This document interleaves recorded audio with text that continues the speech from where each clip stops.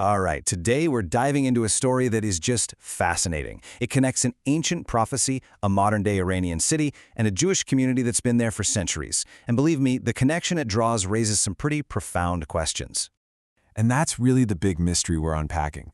Why Isfahan? Out of all the places in the world, how did this bustling, historic city become the dead center of such a specific and, frankly, world-altering prophecy?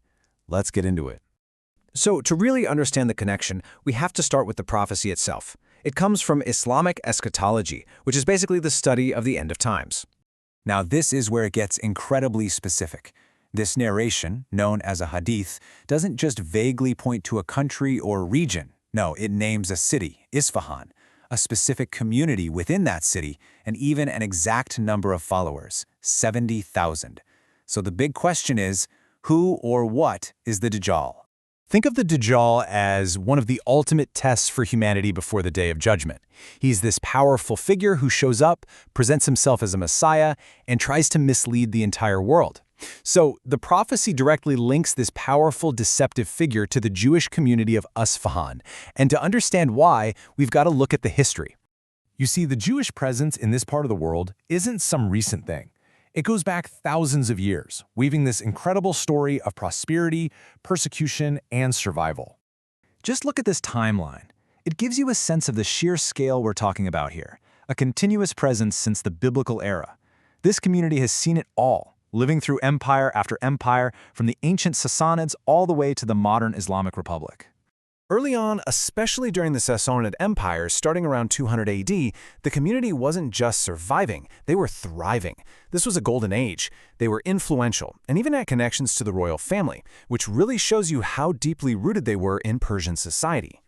But, of course, that golden age didn't last forever. The community's story is really one of dramatic swings in fortune, forcing them to constantly adapt to survive under wildly different rulers.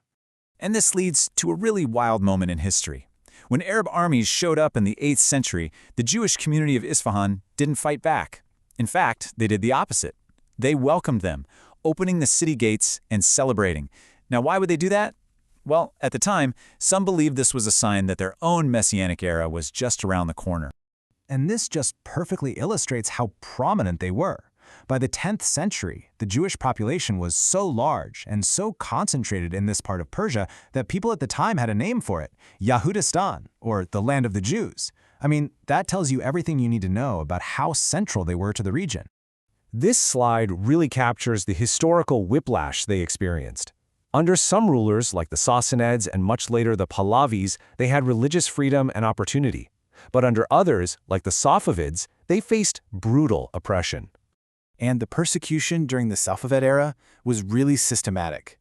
They were forced to wear special marks to identify themselves, kicked out of their own neighborhoods, and could only work the most undesirable jobs.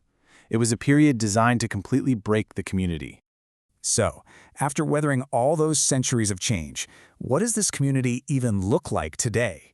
And how does all this get us back to that number, 70,000?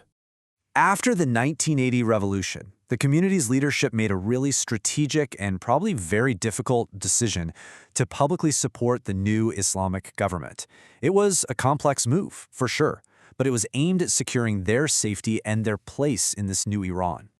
And this right here gets to the heart of their identity. Despite everything, despite being offered the chance to immigrate, the community has largely chosen to stay. They don't see themselves as outsiders. They see themselves as Iranians, woven into the fabric of the nation for thousands of years. And yet, today, they're a tiny, tiny minority. This chart really puts it in perspective. Less than half of 1% of Iran's total population. Now, keep that in mind, because this fact is absolutely crucial for what's coming next. So, according to the source material, the current estimated number of Jews living in the entire country of Iran is only about 15,000.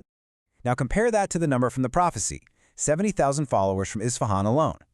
The gap between today's reality and that prophetic figure is massive. And that's where the interpretation gets really interesting. And this brings us right back to the beginning. How do you square this ancient prophecy with today's demographics? What does it all mean? Well, the conclusion that's drawn is pretty direct. The prophecy is seen as a future event, an event that will be triggered when, and only when, the Jewish population in Isfahan grows from its small size today to that very specific number, 70,000. For those who believe, this isn't a piece of history, it's a future marker. So, we're left with this question. Is the ancient Jewish community of Isfahan just a fascinating piece of history, an incredible testament to survival and resilience? Or, as the prophecy suggests, are they a living, breathing signpost, with their demographic future tied to one of the biggest events in eschatology? It's a question that sits right at the intersection of faith, history, and the future.